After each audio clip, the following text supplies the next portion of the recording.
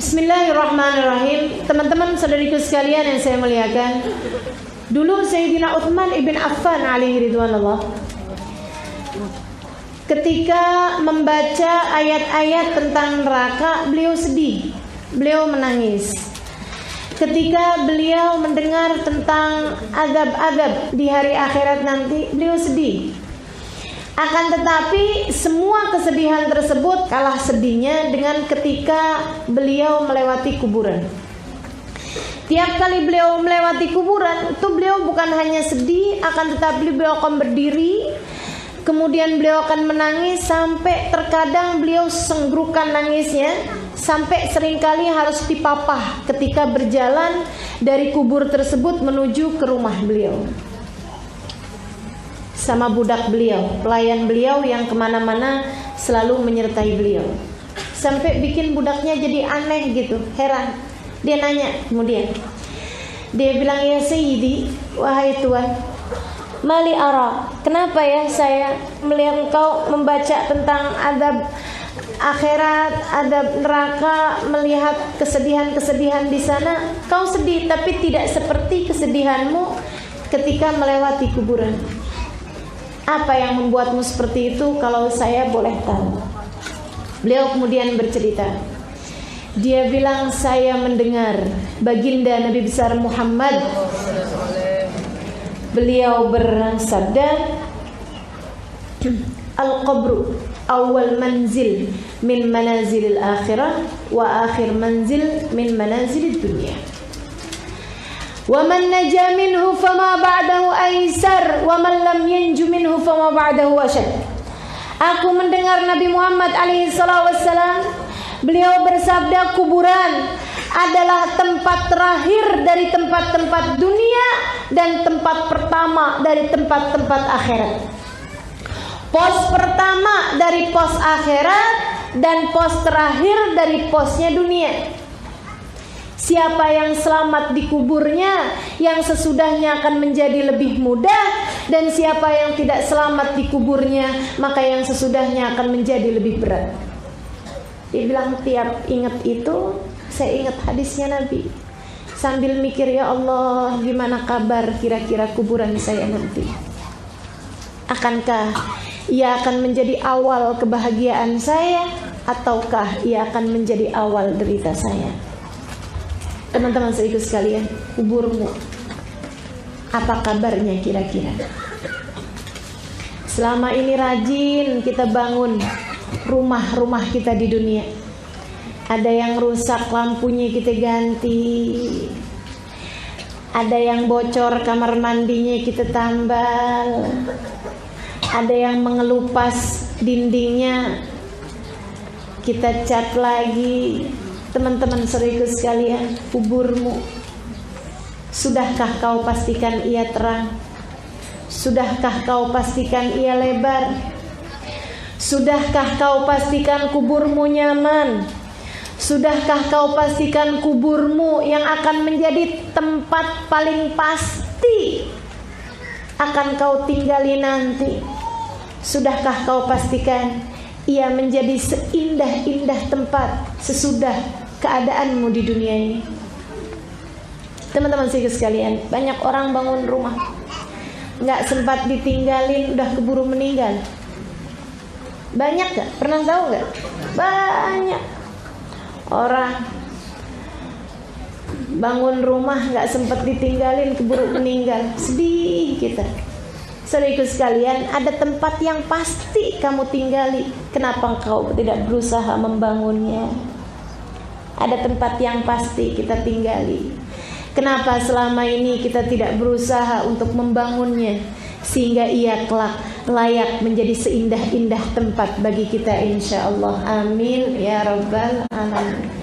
Saudaraku sekalian saya muliakan, masuklah kita, diletakkan oleh orang-orang dunia ini ke dalam kubur kita. Sempit aja kelihatannya, tapi saudaraku sekalian, jika ia adalah merupakan awal dari kebahagiaanmu seperti yang aku sampaikan tadi, maka ia akan menjadi tempat luas tak terbatas. Sebaliknya, Jika ia menjadi awal deritamu nanti, ia akan menjadi sesempit-sempitnya tempat yang pernah ada. Kita pun masuk dalam kubur kita. Kita masih dengar, meskipun tidak nyatu antara jasad sama ruh. Jadi jasad sama ruhnya udah pisah, tapi gak bisa jauh-jauh. Masih belum bisa jauh-jauh. Kayak orang tidur, nah itu kan jasad sama ruhnya juga bisa, tapi gak jauh-jauh. Makanya dibanguninnya gampang. Tuh yang dibanguninnya susah, kayaknya rada jauhan mainnya. Itu deket memati itu. Kalau gak balik coba.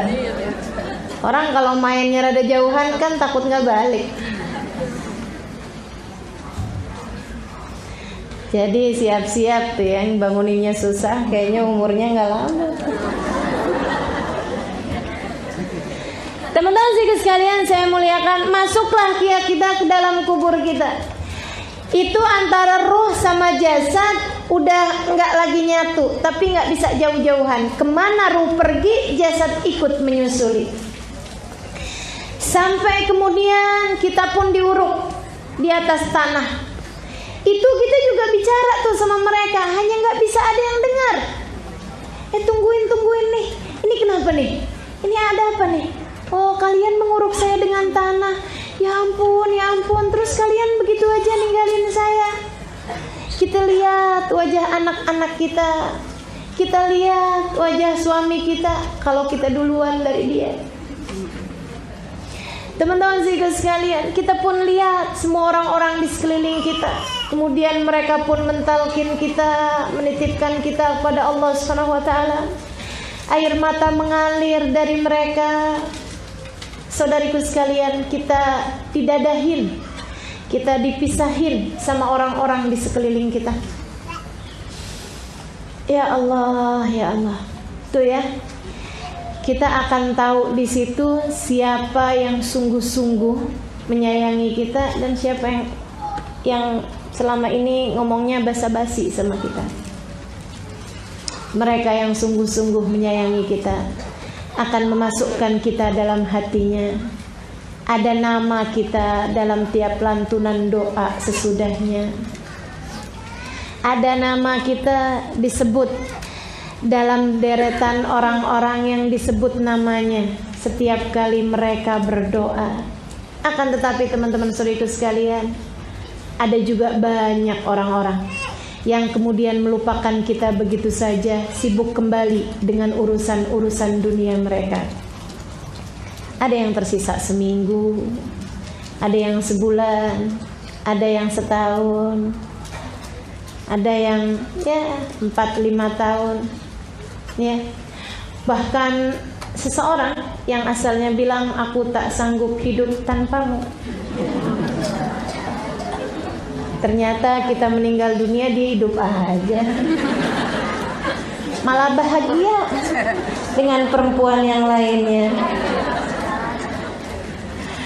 Baik teman-teman sekalian, kita pun kemudian masuk dalam alam kubur kita. Dalam kubur kita itu masih belum nyatu nih, belum disatuin sama badan. Saudariku sekalian yang saya muliakan, sampai kabarnya 7 langkahan orang. Enggak pasti, tapi di waktu sekitaran itu. Udah teruruk nih jasad kita nih, kita masuk dalam tanah nih. Kata Nabi seukuran, sekitar 7 langkahan. Nah itu gak bisa dipolitiki. Gimana caranya ya? Kita bilang sama anak kita, nak, ntar kalau mamah meninggal dunia, kamu berjaga ya giliran. Jadi 7 langkahan terakhir, orang terakhir yang menguburkan itu nggak mulai-mulai. Ntar giliran habis kakak, kemudian jalan, kamu nyusul, gitu ya. Jadi selalu ada orang gitu. Jadi malaikat nggak datang-datang nih kayaknya sama mama. Nggak gitu teman-teman sekalian, nggak bisa dipolitiki. Itu hanya waktu perkiraan. Sekiranya 7 langkahan ke-7 orang terakhir yang melayat kita, yang mengantar kita ke kuburan, biasanya seukuran segitu. Datanglah kemudian terjadilah kemudian pengembalian pengembalian ruh kepada jasad. Saudara sekalian, di kisaran berapa menit lah, 15 menit atau setengah jam atau bahkan 1 jam dari orang menguburkan kita sampai kemudian mereka balik dari kuburan, kita pun sendiri, kita pun sepi. Kemudian dikembalikanlah ruh kepada jasad. Nyambung lagi tuh. Tapi sempit, dan sesudah kesempitan tersebut terjadilah apa yang harus terjadi dalam kubur kita yang pertama. Apa itu? Namanya dhaghtatul kubur. Namanya himpitannya kuburan, teman-teman saudara sekalian. Kuburan akan datang menghimpit kita. Gimana caranya? Ini yang membuat wajah Nabi Muhammad SAW memerah ketika beliau telah menguburkan putrinya Zainab. Saudara sekalian saya muliakan, Nabi perempuan terakhir yang meninggal dunia sebelum wafatnya Nabi Muhammad SAW. Sebelum wafatnya Nabi Muhammad SAW, Sayyidah Zainab alaiha ridwanallah, putri beliau SAW. Nabi sayang, Nabi cinta. Waktu dikuburin, habis saya dikubur, merah wajah Nabi Muhammad SAW. Orang-orang sudah mulai pergi dari kuburan, Nabi masih di situ, merah wajah Nabi. Sahabat yang di sampingnya lihat, ya Allah, ngalir air mata Nabi Muhammad SAW. Rasul, bukankah kita semuanya harus ridha dengan segala keputusan Allah? Nabi Muhammad bilang, saya tahu. Lantas mengapa air mata aku lihat di kedua matamu itu, wahai Rasulullah? Kata Nabi, saya tidak tega membayangkan tanah akan menghimpit tubuh putriku Zainab. Aku tidak sampai hati membayangkan tanah akan menghimpit tubuh putriku Zainab, kata beliau. Saudara sekalian saya muliakan, dihimpit kita nih dalam kuburan. Jadi kalau Sayyidah Zainab putri Nabi Muhammad SAW, demikian pula dengan Sa'ad ibn Mu'ad, sahabat Nabi Muhammad bercerita, "Idza naja minhu ahad, kana Sa'ad bin Mu'ad minhum." Kata Nabi Muhammad SAW, gak ada yang selamat dari dhaghtatul kubur. Andai ada yang selamat dari dhaghtatul kubur, Sa'ad bin Mu'ad pastilah akan menjadi salah satunya. Ala inna lil ardi la dhaghtah. Sesungguhnya bumi ini memiliki himpitan, kata Nabi Muhammad SAW. Apabila ada seseorang di antara mereka yang selamat, lanaja Sa'ad ibn Mu'ad, pastilah akan selamat Sa'ad ibn Mu'ad. Siapa Sa'ad bin Mu'ad, teman-teman sekalian? Seorang sahabat Nabi Muhammad SAW dari Madinah. Nabi sayangnya sama dia luar biasa. Nabi waktu Sa'ad ibn Mu'ad meninggal dunia melihat 70.000 malaikatnya Allah yang tidak pernah turun ke bumi, turun ikut serta mengantarkan jenazahnya Sa'ad ibn Mu'ad. Saya ikut sekalian, sampai waktu dibawa nih jenazahnya nggak ada beratnya sama sekali, kayak ringan, orang kayak nggak berasa bawa apa-apa, malah jenazahnya ngebut, teman-teman saya sekalian. Ini nih jenazah dibawa orang malah ngebut gitu jenazahnya.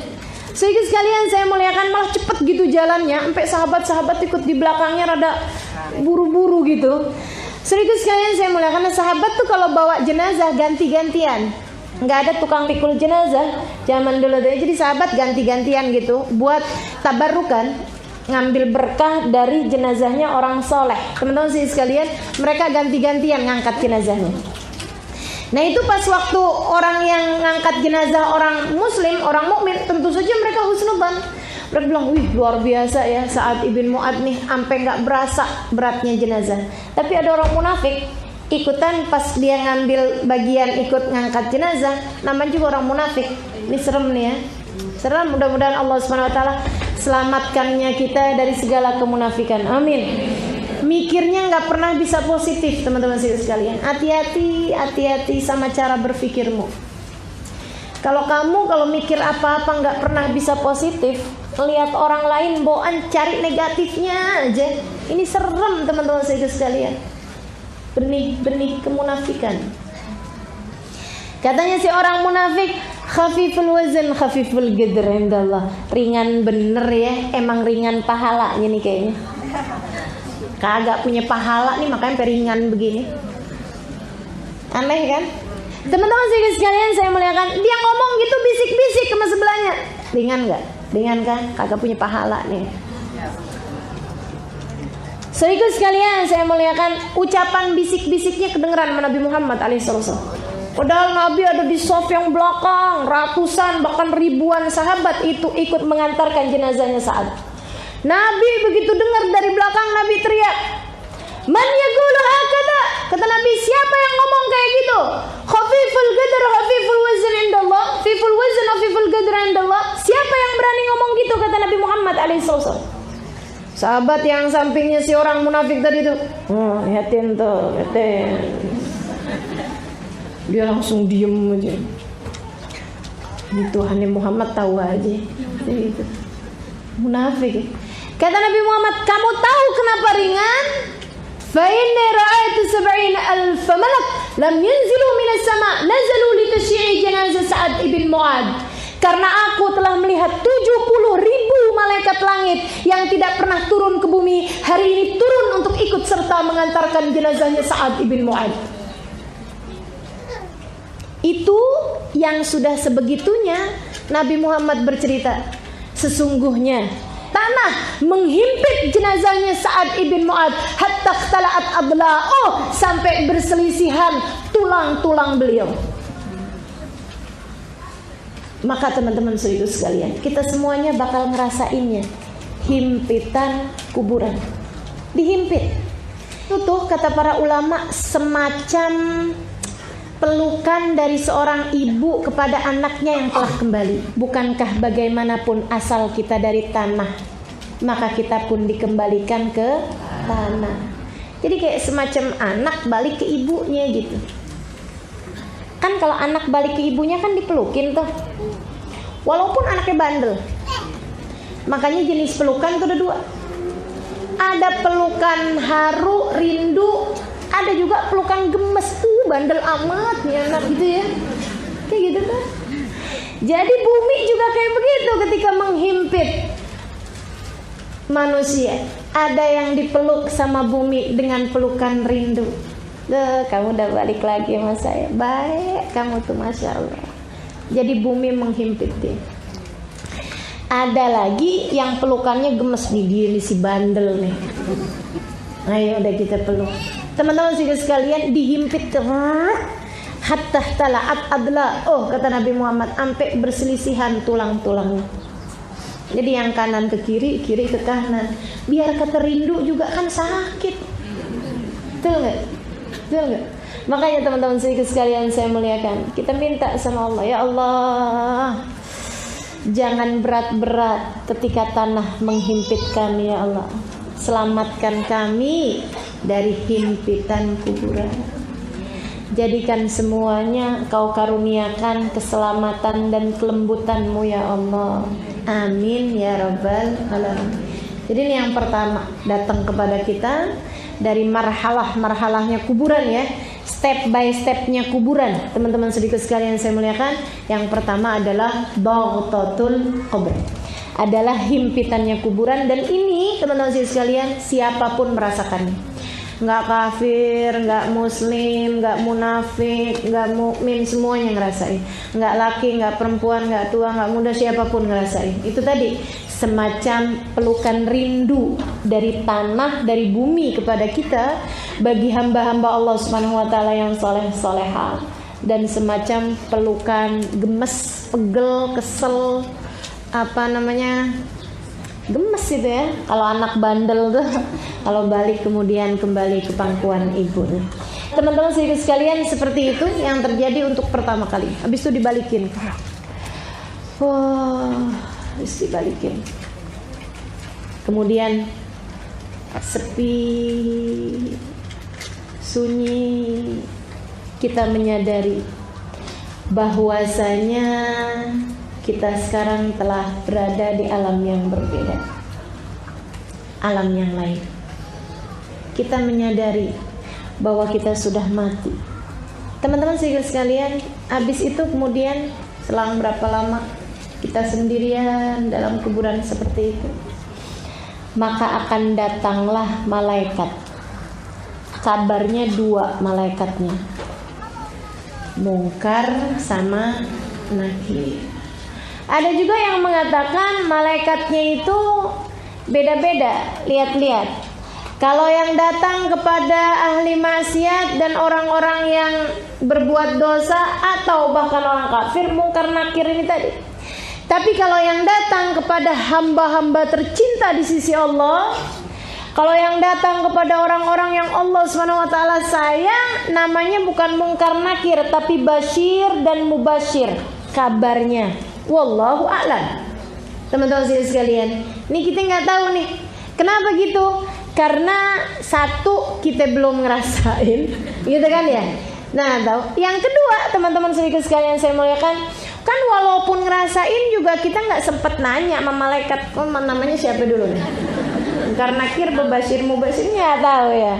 Cuman kabarnya, dan ini secara pasti Nabi Muhammad bercerita bahwasanya malaikat tersebut itu tampangnya menyeramkan.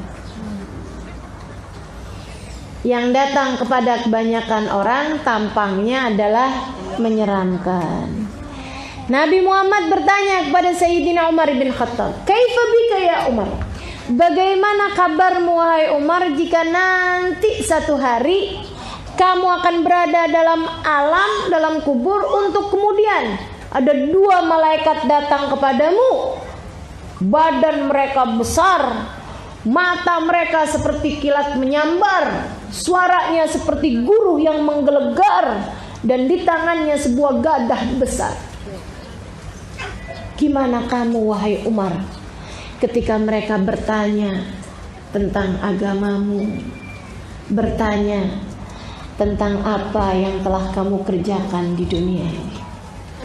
Sayyidina Umar ditanya begitu, nanya balik sama Nabi, "Rasul, maaf, apakah pada hari itu saya punya hati yang ini, perasaan yang ini, atau yang lain Rasulullah?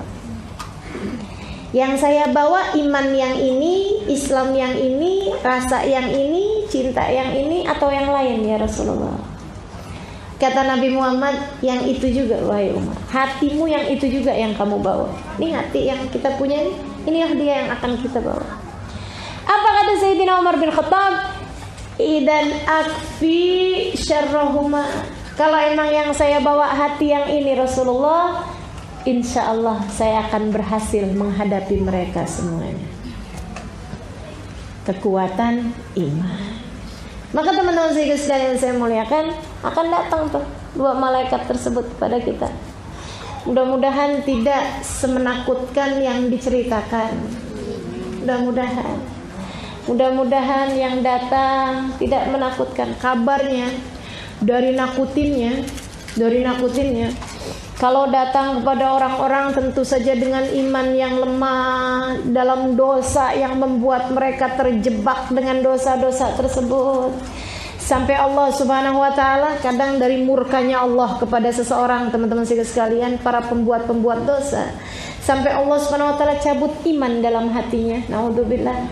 Sampai ia tidak lagi mengikuti perintah Allah Subhanahu wa taala, akan tetapi mengikuti perintah hawa nafsunya, sehingga hawa nafsunya menjadi Tuhan dalam kehidupannya. Ketika ditanya sama malaikat Mungkar Nakir, katanya malaikat Mungkar Nakir, "Man rabbuka?" Siapa Tuhanmu? Siapa Tuhanmu? Itu dari seremnya, dari takutnya si orang tersebut itu. Begitu melihat malaikat, tatapannya seperti kilat menyambar, lihat wajahnya nyeremin. Dia dari takutnya sampai jawabnya gini, "Man rabbuka?" Siapa Tuhanmu? "Tuhan saya kamu, Tuhan saya kamu." Sampai salah. Dari paniknya sampai salah, diremin bener.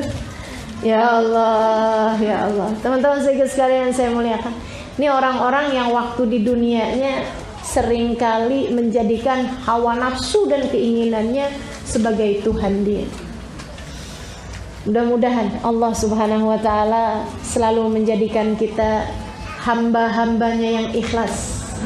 hamba-hambanya yang tulus, yang menuhankan Dia satu, tidak menuhankan selainnya, insya Allah. Nggak menuhankan uang, tidak menuhankan materi, tidak menuhankan suami, tidak menuhankan akal pikiran, tidak menuhankan pakaian, tidak menuhankan makanan, tidak menuhankan tubuh, tidak menuhankan kecantikan, tidak menuhankan apapun yang menghalangkan kita dari hakikat keimanan, insyaallah. Datang nih malaikat mungkar nakir. Teman-teman sekalian saya muliakan, dia ketika datang itu akan bertanya pertama, siapa Tuhanmu? Yang kedua, apa agamamu? Ini jadi saya kasih contekan ya. Ini contekannya nih. Siapa Tuhanmu? Apa agamamu? Kemudian apa kiblatmu? Gitu ya. Apa imammu dalam kehidupan? Maksudnya apa petunjukmu dalam kehidupan? Yaitu Al-Quran. Saudariku sekalian saya muliakan. Kemudian pertanyaan tentang Nabi Muhammad bukan siapa utusan Allah bagimu, bukan. Atau siapa nabimu, bukan. Teman-teman sekalian, bukan begitu. Karena orang belum tentu punya nabi. Kalau siapa Tuhanmu, maksudnya pertanyaan itu menurut kamu siapa yang menciptakan kamu, gitu. Gitu ya. Jadi semua orang sebenarnya pasti punya Tuhan. Baik itu Tuhan yang beneran atau Tuhan dalam persangkaan dia. Kan gitu. Jadi semua orang mesti punya Tuhan yang dalam pandangan dia itu siapa yang menciptakan dia, siapa yang melahirkan dia, kekuatan siapa yang ada di atas dia, gitu. Teman-teman sekalian. Kemudian pertanyaan-pertanyaan yang lain. Apa agama kamu? Maksudnya apa yang selama ini kamu pegang dalam kehidupan? Buku petunjuk kamu yang menurut kamu tuh apaan, gitu kan? Itu kemudian teman-teman sekalian, pertanyaan tentang Nabi Muhammad bukan siapa nabimu, bukan siapa rasulmu, tapi ma taqul fi rajul ismu Muhammad. Apa pendapatmu tentang seseorang yang namanya Muhammad bin Abdullah? Itu pertanyaan jebakan, teman-teman sekalian. Pertanyaan yang hanya bisa dijawab oleh hati yang memiliki rasa cinta kepada Nabi. Kamu andai pun dibuat oleh Allah Subhanahu wa taala amnesia sekalipun, sampai kamu nggak tahu orang itu siapa, ini siapa, ini siapa, saudaraku sekalian, saya kasih tahu kepadamu bahwa rasa hatimu terhadap seseorang tidak akan pernah hilang. Andaikan kamu nggak inget dia siapa sekalipun, kamu kalau melihat wajah seseorang atau ada di hadapanmu seseorang, kamu pasti akan diberi rasa yang sama dengan ketika kamu masih ingat, gitu ya, sebelum kamu hilang ingatan, teman-teman sekalian. Makanya andai pun udah lupa sekalipun bahwa dia adalah suaminya, gitu, biasanya orang yang hilang ingatan akan tahu gitu, dia sama orang itu tuh punya cinta atau benci, ketahuan tuh aslinya. Ngelihat laki-laki pas dia amnesia gitu ya, tabrakan apaan gitu, kurang ajar loh, gue sebel aja bawaan lihat lo siapa sih, ternyata suaminya. Itu ya, sekalian ngelihat dia gitu, kok saya cinta ya sama dia, saya sayang ya sama dia, dia siapa nih, ternyata suami kita. Itu rasa hati itu nggak hilang, teman-teman sekalian. Makanya pertanyaannya, apa pendapatmu tentang seseorang yang bernama Muhammad? Itu jika kamu hidup di atas muka bumi ini, teman-teman sekalian, dengan rasa cinta kepada Nabi Muhammad, maka dengan tersenyum kamu akan menjawab, dia adalah Nabi saya, dia adalah utusan Allah buat saya. Maka teman-teman sekalian saya muliakan, pastikan jangan berani mati kecuali bawa cinta sama Nabi. Nanti kalau kamu mati nggak bawa cinta sama Nabi, pas ditanya, apa pendapatmu tentang seorang namanya Muhammad? Oh, itu tetangga sebelah saya. Kan nyeremin ya. Apa pendapatmu tentang seorang namanya Muhammad? Oh, kayak kenal siapa ya? Ya Allah, ya Allah. Jadi teman-teman sekalian, miliki cinta kepada Nabi Muhammad. Nih Sayyidina Umar waktu meninggal dunia dapat berapa hari kemudian ada seorang sahabat ngimpiin beliau. Maka nanyalah dia nih, karena dia tahu Nabi pernah nanya kayak yang tadi itu loh. Bagaimana kamu wahai Umar kalau ngadepin malaikat begini. Kata Sayyidina Umar bin Khattab, saya ngadepinnya. Dia pun kemudian bertanya kepada saya, apa agamamu? Siapa Tuhanmu? Saya jawab kepada mereka, dini dinukuma. Bukankah agama saya adalah agama kamu berdua? Ditanya siapa Tuhanmu? Lah Tuhan saya kan Tuhan kamu berdua juga. Malaikatnya tinggal bingung, kok ini nggak sama teks ya? Ini bener apa enggak nih? Ini jawabannya nggak sesuai teks. Ya Allah, ya Allah. Bagaimana pendapat kamu tentang seorang yang namanya Muhammad? Sayyidina Umar dengan senyum menjawab, bukankah pendapat saya sama dengan pendapat kalian berdua? Ya Allah, teman-teman sekalian, kita sih nggak mau jawab kayak Sayyidina Umar, asal bener dah. Jangan sampai ada di antara kita yang salah jawab ya. Aduh, luar biasa. Nah ini dia, makanya hidup kita jangan jauh-jauh sama Allah. Hidup kita jangan jauh-jauh dari ajaran agama Islam. Hidup kita jangan jauh-jauh dari Al-Quran. Dan hidup kita jangan jauh-jauh dari baginda kita Nabi besar Muhammad sallallahu alaihi wa ala alihi wa sahbihi wasallam. Itu kan sebenarnya pertanyaannya satu. Orang yang percaya sama Allah subhanahu wa ta'ala, yang beriman kepada Allah subhanahu wa ta'ala, kan pasti beriman kepada Nabi Muhammad. Nah, yang bawa ajaran agama ini Nabi Muhammad. Nabi Muhammad waktu datang kan bawa Al-Quran. Teman-teman sekalian, pasti kan akan beriman kepada Al-Quran. Dan dia akan menjalankan ajaran agama Islam. Karena itu memang ajaran yang dibawa oleh Nabi. Satu paket sebenarnya. Itu pertanyaan satu sebenarnya. Maka mudah-mudahan Allah karuniakan kita kemampuan untuk dapat menjawab pertanyaan malaikat Munkar Nakir, insyaallah. Amin ya rabbal alamin. Oh, kalau nggak bisa jawab, wah udah berat dah, berat. Sehingga sekalian saya muliakan, itu pertanyaan pertama. Habis gitu. Udah selesai nih malaikat nanya-nanya nih teman-teman sekalian. Pertanyaan dasar.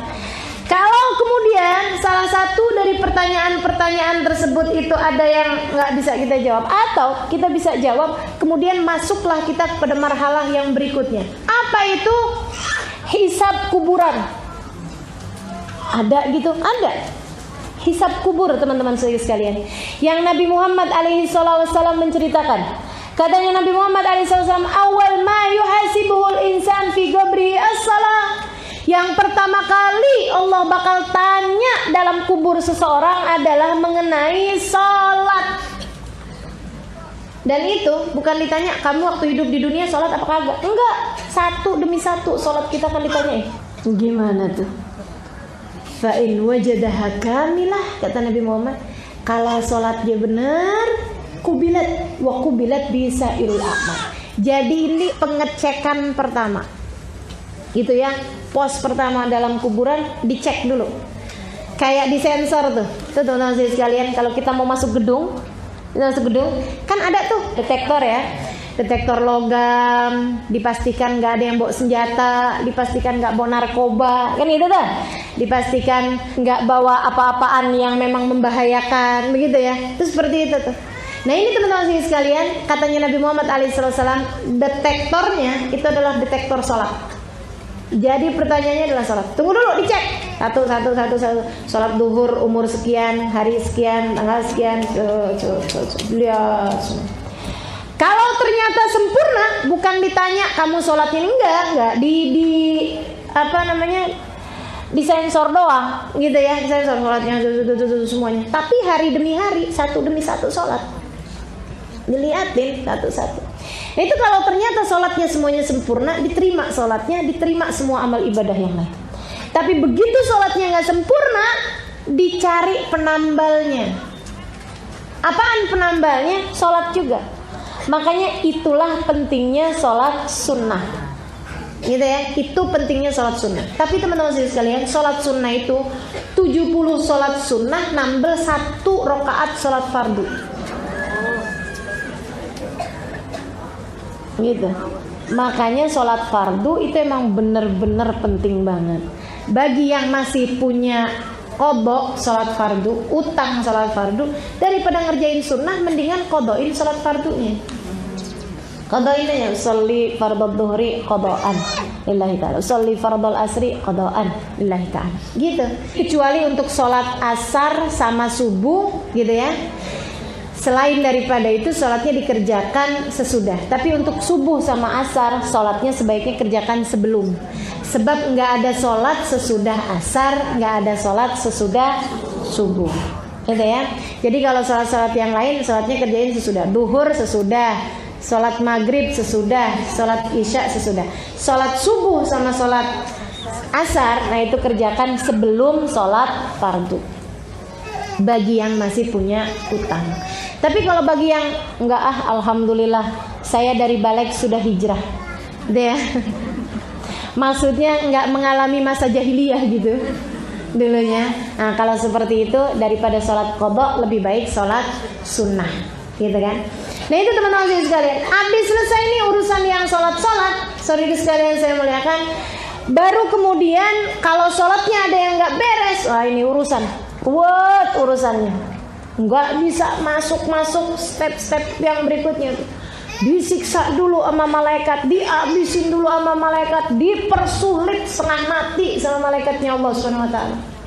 Duh, nggak ngerti gimana modelnya. Ada yang mengatakan katanya dimasukkan ke dalam bumi yang terdalam, dipukul sampai masuk ke bumi yang terdalam, sampai kemudian balikin lagi, tanyain lagi, ada sholatnya yang tertinggal lagi, masukin lagi ke bumi yang terdalam.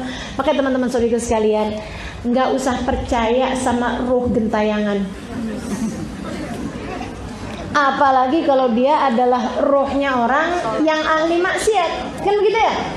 Ruhnya perampok itu gentayangan, ruhnya orang bunuh diri gentayangan katanya. Nggak ada, teman-teman sekalian, nggak ada. Soalnya dia belum diterima ustazah di alam kuburnya, jadi sekarang ruhnya gentayangan. Boro-boro gentayangan. Menurutmu yang kayak begitu keadaannya gitu, keburu mau godain orang? Nggak ada ceritanya ya. Ini beneran tuh. Masuk dah tuh, ya Allah. Nah kalau selamat, kemudian masuklah kepada keadaan yang berikutnya lagi. Masuk namanya alam kubur. Alam kubur namanya alam barzakh. Yang kata Allah Subhanahu wa taala, "Wa min waraihim barzakhun ila yaumi yub'atsun." Dan di belakang kalian, nih belakang kita nih, kehidupan sudah dunia maksudnya. Habis kita masuk, belakangnya kemudian nyusulin barzakh ila yaumi yub'atsun. Ada alam barzakh kata Allah sampai hari kalian dibangkitkan. Nah ini teman-teman sekalian, kalau sudah selesai urusan-urusan sensor sholat, sensor ibadah ini, ibadah kita sensor-sensornya udah lewat, barulah kemudian kita masuk kepada balasan kuburan. Kepada balasan kuburan, gitu ya, alam kubur. Yang katanya Nabi Muhammad SAW, al-qabru imma raudhah min riyadil jannah wa imma hufrah min hufaril niran. Kuburan ada yang menjadi kebun-kebun surga, ada yang menjadi lubang-lubang atau lembah-lembah neraka. Kita mau bahas lembah neraka dulu apa taman surga dulu? Yang gak enak dulu katanya. Baiklah kalau gitu. Lembah neraka ya. Ya Allah, teman-teman sekalian, macam-macam. Ada diantara yang di lembah neraka itu ditaruhnya di sijin. Innal fujjara lafi sijin. Sesungguhnya orang-orang fajir berada dalam sijin. Apa itu sijin? Kerak bumi yang paling bawah. Panas bumi itu berasal dari sana, teman-teman sekalian. Yang kabarnya gunung-gunung berapi apa itu kan karena memang nyambung sama kerak bumi bagian bawah ya. Wallahu a'lam saudariku sekalian di mana tempatnya, akan tetapi di sana itu terdapat siksaan-siksaan, keadaan-keadaan yang sangat tidak menyenangkan, yang andaikan orang waktu hidupnya dia waktu di dunia senang terus selama 60-70 tahun. Ada nggak orang yang hidupnya di dunia senang terus? Ada nggak? Nggak ada kan? Orang hidup di dunia ini antara senang sama susah segitu-gitu aja. Senangnya segitu, susahnya segitu. Dan pasti aja ada kesusahannya, ada kemudahannya, ada kesenangannya, ada deritanya. Pasti namanya orang hidup di atas muka bumi, pasti ada air mata, pasti ada tawa, teman-teman sekalian. Semiskin-miskinnya orang, sesakit-sakitnya orang, pasti aja ada tawanya, ada senangnya bersama dengan kesusahan-kesusahan mereka. Teman-teman sekalian, ini ya, andai ada orang sepanjang hidupnya senang terus, tapi dalam alam kuburnya dia kemudian dimasukkan Allah ke dalam sijin. Ke dalam sijin ini tadi. Andai ada orang nanya sama dia di hari pertama dia berada dalam sijin, bagaimana kamu waktu hidup di dunia? Gimana kamu waktu hidup di dunia? Dia bilang, ya Allah, sepanjang hidup saya di dunia susah terus. Sepanjang hidup saya di dunia nangis terus. Sepanjang hidup waktu hidup di dunia derita terus yang saya hadapi. Lupa kesenangan hidup 70 tahun hanya dari kesusahan di dalam alam kubur 1 hari. Maka apa yang akan kau perjuangkan, saudariku sekalian? Maukah kamu demi kesenangan hidup sesaat ini kamu kemudian mengorbankan kesenangan hidup selamanya? Yang bahkan senangnya kamu di dunia ini hanya akan terlupa dari beberapa jam aja kamu berada dalam sijin. Naudzubillah min dzalik. Mudah-mudahan Allah selamatkan kita, jangan ada yang dimasukkan dalam sijin insyaallah. Amin ya rabbal. Dan jangan gini juga, pengen tahu sijin. Bener nggak sih nih pelajarannya ustazah nih? Saya juga nggak tahu, teman-teman saya sekalian. Tapi ketika Allah yang bilang kan kita percaya, betul nggak? Innal fujara lafi sijin. Sungguhnya fujar, orang-orang yang fajir, Allah akan taruhkan di sijin. Gitu. Itu paling nggak enaknya orang di dalam kubur, namanya sijin. Ada lagi sedikit sekalian saya muliakan, orang-orang yang mereka sih dibilang penuh dengan dosa, penuh dengan maksiat, waktu hidupnya nggak juga sampai yang dimasukin ke sijin gitu, tapi dosa juga, maksiat juga gitu. Maksudnya balasan nggak enaknya di atas itu mendingan gitu. Apa itu? Saudariku sekalian yang saya muliakan, mereka ini enggak masuk dalam siksa, tapi dibukain lobang melihat tempat kembalinya nanti di neraka kayak gimana. Kayak nonton TV gitu ya, tapi ceritanya di TV itu tentang diri sendiri. Yang ceritanya adalah film horor. Enak apa enggak tuh? Ya Allah, tersiksanya luar biasa. Ini nih yang nomor 1 sijin, sama yang nomor 2 ini kalau bulan Ramadan cuti. Kalau bulan Ramadan dihentikan sijin ataupun yang kedua ini. Ini tayangannya selesai dulu. Jadi tersiksa-siksa setengah mati itu mereka melihat nanti nerakanya dia kayak gimana gitu. Ditontonin nerakanya. Aduh, ya ampun, nyesel dah tuh. Gitu ya, pengen balik tapi kayak gimana? Rabbirji'un la'alli a'malu salihan fima tarak. Ini yang pertama tadi yang saya ceritain di sijin, atau yang kedua yang dibukakan tempatnya nanti di neraka seperti apa? Ini teman-teman saudaraku sekalian yang saya muliakan. Ini yang nangis tiap harinya, ya ampun, balikin sehari ya Allah balikin. Enggak sehari deh ya Allah, sejam ya Allah balikin. Oh enggak sejam, enggak apa-apa ya Allah, 5 menit balikin. 5 menit balikin. Dan kabarnya, ini sering disampaikan oleh Hubabah Nur. Katanya Hubabah Nur, itu orang, andai mereka diizinin sama Allah SWT buat balik sejam di bumi, jam 5 WIB, apa yang mereka akan pilih? Mereka akan pilih hadir majelis, teman-teman sekalian. Mereka akan pilih hadir majelis. Yang sekarang kita lakukan ini. Ketika melihat bahwa balasan dari Allah SWT untuk hadir majelis ternyata pahala yang gak bisa dibandingkan dengan yang lain. Asal adabnya benar, asal niatnya benar, asal keadaan kita di dalam hadir majelis memang konsentrasi penuh pada apa yang sedang kita jalankan. Mudah-mudahan nih duduknya kita di sini jadi bekalan yang indah untuk saat kita berada di sana, insya Allah. Jadi teman-teman sekalian yang kegerahan, minta ya Allah mudah-mudahan kuburnya nanti nggak gerah. Yang kesempitan, minta ya Allah mudah-mudahan nanti di dalam kuburnya nggak sempit. Makanya biar gerah juga saya nggak mau kipasan ya Allah. Biar gerah di sini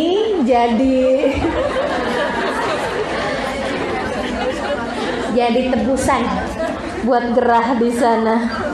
Biar air mata yang keluar di sini aja ya Allah, jangan di sana. Keringat yang keluar buat di sini aja, nggak di sana. Gitu. Masya Allah. Mudah-mudahan Allah rahmati kita semua. Langsung berhenti semua kipasannya. Alhamdulillah. Soalnya dari tadi saya lagi iri aja, pada bisa kipasan saya kagak. Baik, teman-teman sekalian saya muliakan. Iya, padahal kan gerahan saya ini sambil ngomong. Ini ya. Jadi yang pertama adab yang paling perih adalah yang tentang di sijin. Di atasnya itu ya. Kan saya mau adem juga di sana. Iya. Jadi yang kedua kemudian yang dalam kuburnya adalah dibukakan lubang melihat neraka itu nanti seperti apa.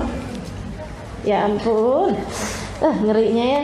Nah ini teman-teman sekalian, ada lagi, mohon maaf, di atasnya itu, di antara itu, yang pertama si jin, yang kedua, sedikit sekalian saya muliakan, dia enggak di neraka dan dia juga enggak di alam kubur yang diperlihatkan layarnya dia atau keadaan neraka nanti, enggak.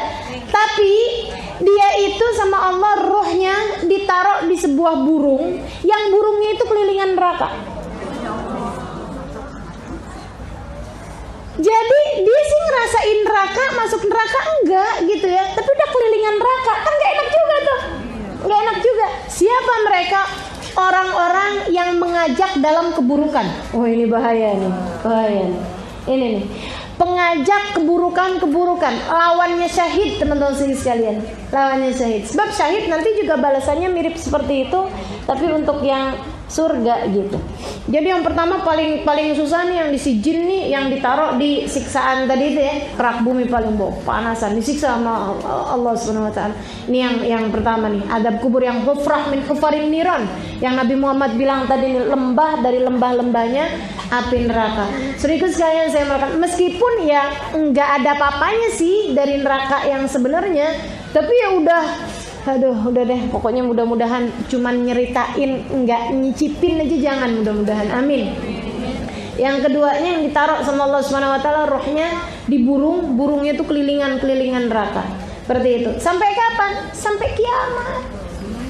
Yang pertama itu juga sampai kiamat. Yang di atasnya lagi itu yang agak mendingan, yaitu dia enggak disiksa, tapi teman-teman sekalian ngelihat nanti neraka tuh kayak gimana, dipertontonkan neraka itu nanti akan menjadi seperti apa.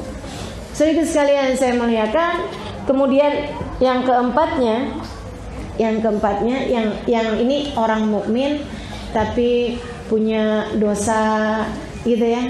Orang mukmin tapi ada dosanya, dan kebanyakan dosanya yang bikin yang ini nih, yang keempat ini, yang paling mendingan dari seluruh siksa ya. Itu adalah disebabkan karena pulang ke negeri akhirat mati bawa utang. Apa itu?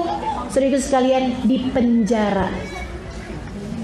Jadi rohnya terpenjara, nggak bisa diziarahin, nggak tahu siapa yang datang ke kuburnya, nggak paham apa-apaannya, gitu, nggak ngerti deh, nggak tahu apa-apa. Sedikit sekalian saya muliakan, dan dia berada dalam keadaan yang nggak enak bener-bener bosen yang luar biasa. Dan nih yang masalah yang masalah sama orang yang pulang bawa utang nih, teman-teman sekalian. La yazur wa la yuzar, nggak bisa didatengin, nggak bisa mendatangi. Itu satu. Sama kalau ada orang doa di dunia ini, ada orang doa kebaikan buat dia di dunia, nggak nyampe. Jadi kalau Allahumma ighfir lahum warhamhum wa'afihim wa'fu anhum, tuh yang pulang bawa utang nggak bisa dapet. Serem bener kan? Makanya nih yang suka kalau ditagih utang lebih galak ini ya, kayaknya kalau abis dengerin kayak begini nih, ya ampun, ayo udah pada taubat. La ilaha illallah. Mudah-mudahan Allah rahmati kita semuanya insyaallah. Amin ya rabbal alamin. Gak bisa teman-teman sekalian. Makanya Nabi Muhammad kalau mau nyolatin orang, pertanyaan Nabi kan gitu, dia punya utang apa enggak, kata Nabi. Karena kalau misalnya punya utang percuma mau disolatin. Hatta sama Nabi Muhammad sallallahu alaihi wasallam, itu doa-doanya Nabi waktu nyolatin dia percuma, nggak nyampe juga. Itu Nabi loh, itu Nabi. Apatah lagi cuma anak kita, suami kita, saudara kita, siapa kita, nggak nyampe teman-teman sekalian. Dan bagi yang punya orang tua, ayah atau ibu meninggal dunia bawa utang, kalian sebelum bagi-bagi warisan, kalau ada warisan yang diberikan, bayarin dulu utang-utangnya. Nyeremin bener orang tua punya utang, anak malah rebutan warisan. Kayak apaan itu? Cari tahu siapa aja bapak kita atau ibu kita nih punya utang waktu hidup di dunia sama siapa aja, biar kita bisa bayarin dulu utang-utang mereka gitu. Kalaupun sampai utang yang ditinggalkan lebih banyak daripada harta, bakti kita caranya adalah dengan kita berusaha buat melunasi hutangnya orang tua kita. Daripada kamu baca-baca, kirim-kirim doa, kirim-kirim apaan segala macam, bayarin dulu aja utangnya. Karena yang lain-lain nggak bisa dapat teman-teman, nggak bisa masuk, nggak bisa terkirim selagi utangnya belum terbayarkan. Jadi kayak cuma semacam kuota ini ya.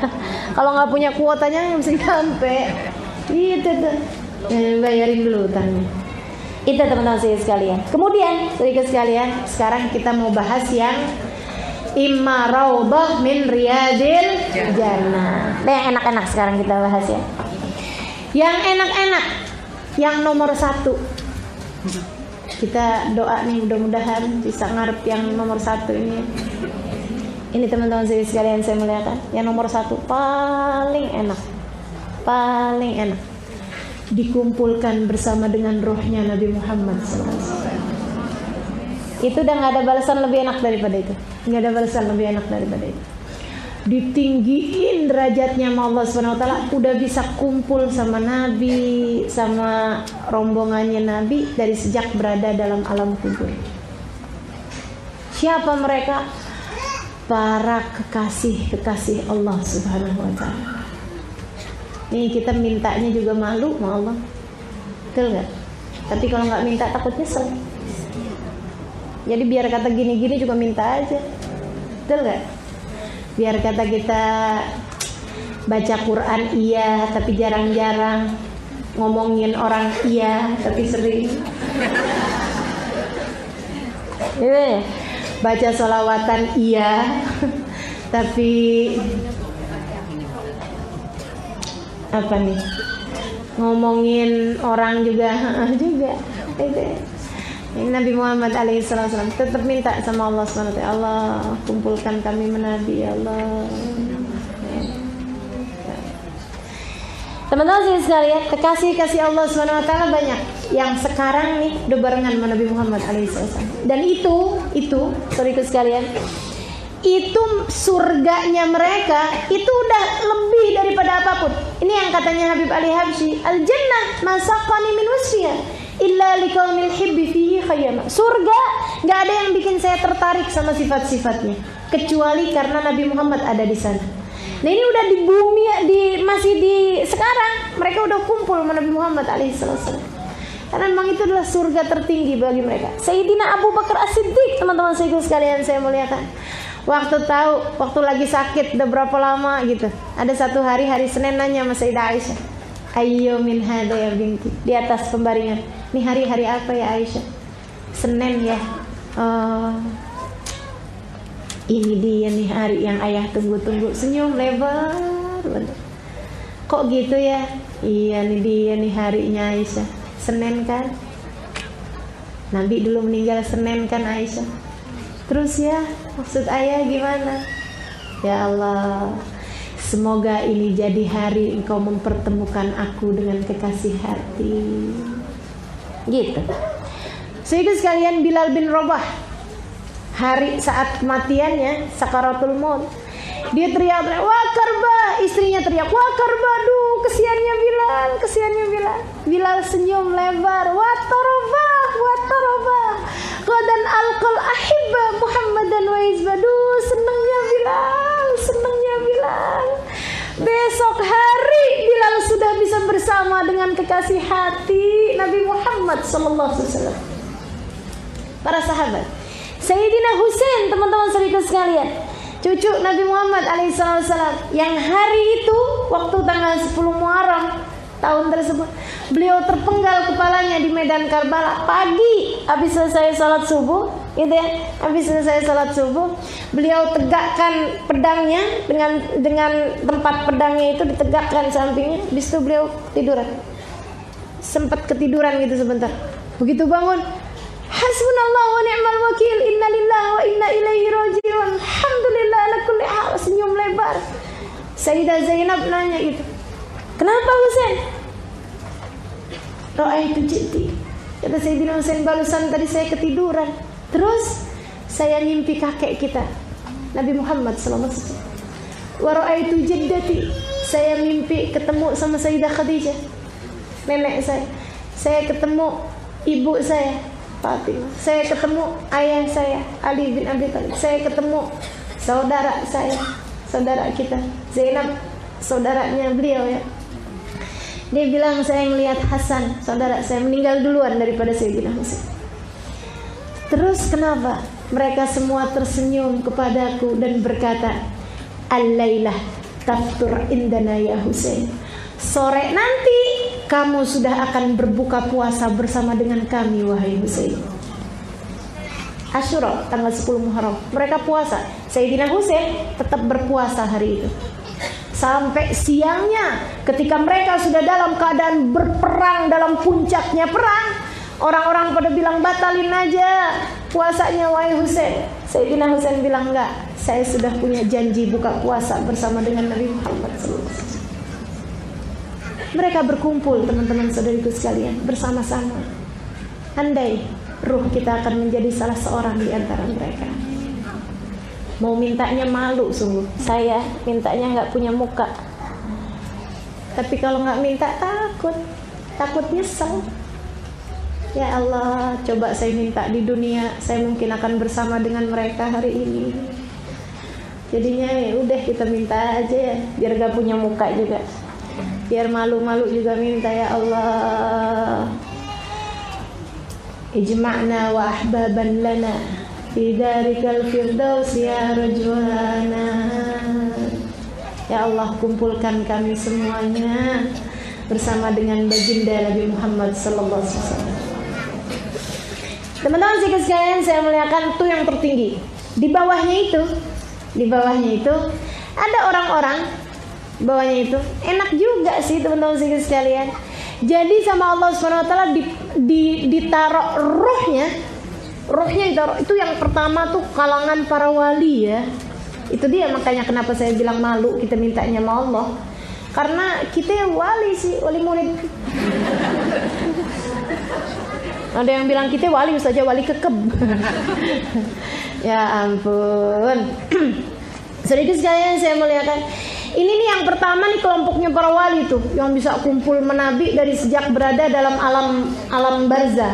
Sedikit sekalian saya muliakan. Nah itu kelompok VIP. Udah nggak tahu deh tuh.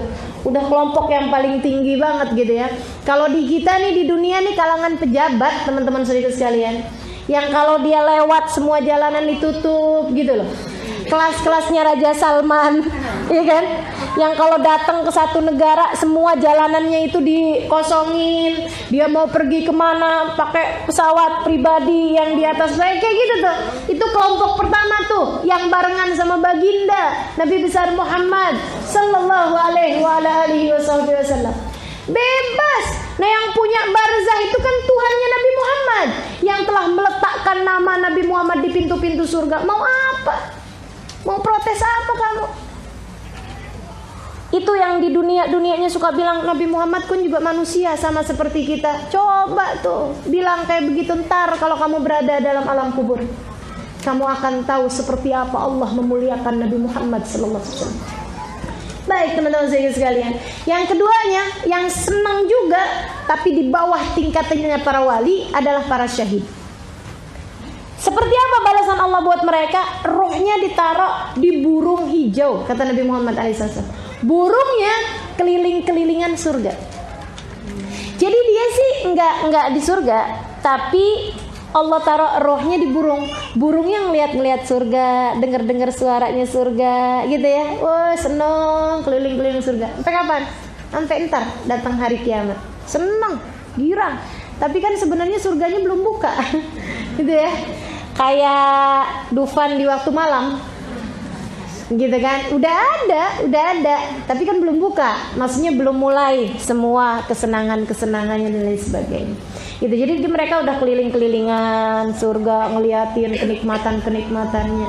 Sehingga sekalian saya muliakan, yang kenikmatan yang berikutnya, yang ketiganya, kalangan VIP. Gitu ya.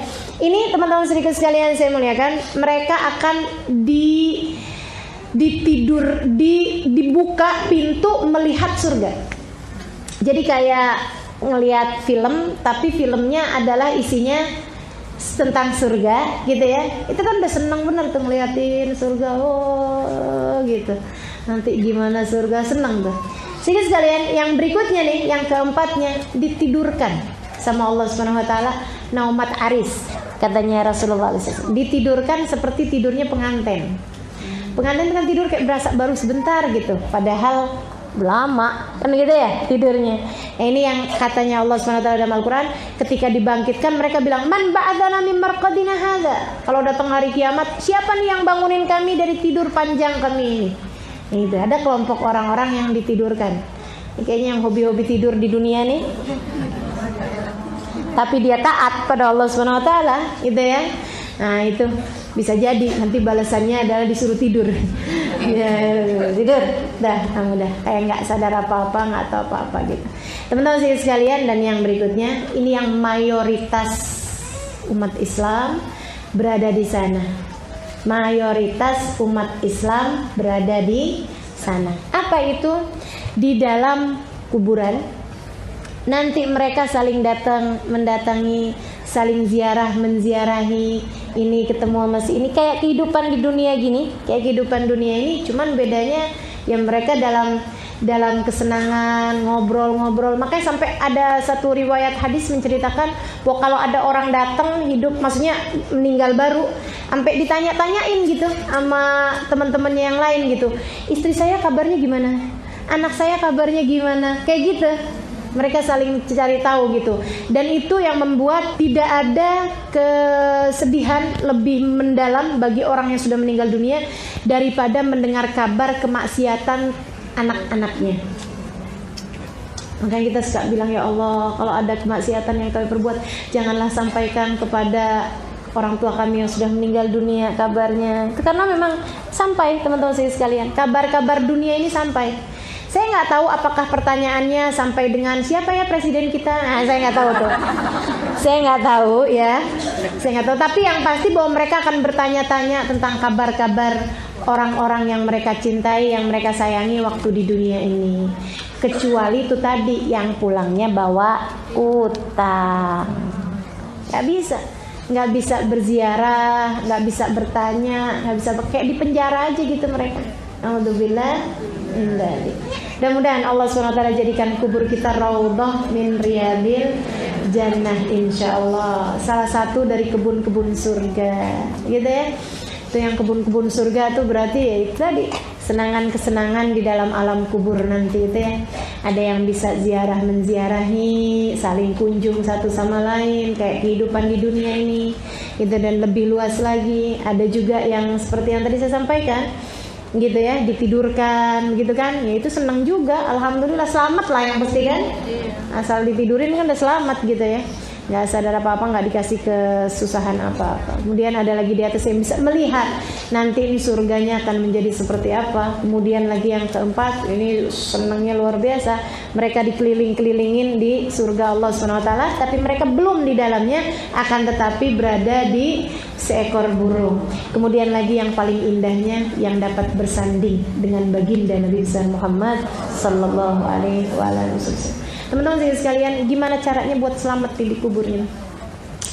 Gimana cara kita buat selamat di kuburan? Yang pertama, yang pasti, kuburmu nanti akan menjadi balasan dari apa yang kamu kerjakan di dunia. Maka istiqomahlah dalam jalan taat. Gitu kan? Kemudian yang kedua, teman-teman sekalian, dekati Nabi Muhammad sallallahu alaihi wasallam, perbanyaklah solawat. Kata Nabi Muhammad, nurun lakum, solawat kalian kepadaku akan menjadi cahaya bagi kalian, cahaya di kubur, cahaya di itu. Ustazah, kalau dibilangin kuburnya biar lapang, kuburnya biar terang, tuh maksudnya gimana? Itu tadi yang menziarahi tadi tuh kayak dibikinin rumah-rumah sama Allah SWT, rumah untuk ruh-ruhnya ya. Itu yang ada yang terang, ada yang lapang, ada yang sempit, semuanya itu buat yang kuburnya itu diberi balasan oleh Allah SWT, balasan yang kebanyakan mayoritas umat Islam seperti itu. Jadi kayak gitu teman-teman sekalian yang saya muliakan. Kemudian lagi yang berikutnya adalah jangan berani tidur sebelum baca surat Tabarakal Mulk. Kata Nabi Muhammad seperti itu. Hiya, surat Tabarak itu salatuna ayat, kata Nabi Muhammad SAW, hanya terdiri dari 30 ayat, akan tetapi hiyal munjiyah, hiyal munqidah min adabil qabr, dia dapat menyelamatkanmu, dapat membebaskanmu dari azab kuburan. Dapat menyelamatkanmu dan dapat membebaskanmu dari azab kuburan. Makanya jangan berani-berani tidur sebelum baca surat Tabarakal. Takut bangun-bangun udah dalam kubur. Nah ini kalau pas bangun-bangun udah dalam kubur kan kita seenggaknya gitu ya. Kalau udah tiap tidur baca surat Tabarakal Mulk kan alhamdulillah, kita dapat kesenangan. Meskipun tentu aja nggak ada sih orang yang secara bangun-bangun tidur udah berada dalam azab kuburan. Pasti melewati sakaratul maut, melewati doktotul kubur seperti itu ya teman-teman sekalian. Mudah-mudahan Allah bahagiakan kita dalam alam kubur kita insya Allah, sebahagia-bahagianya insya Allah, yang sampai membuat kita lupa segala kesusahan-kesusahan kita selama berada di dalam dunia ini insya Allah. Mudah-mudahan Allah SWT bahagiakan kita sebahagia-bahagianya dalam alam kubur kita. Rabbana zalamna anfusana wa illam taghfir lana wa tarhamna lanakunanna minal khasirin. Rabbana atina fid dunya hasanah wal akhirati hasanah wa qina adzabannar.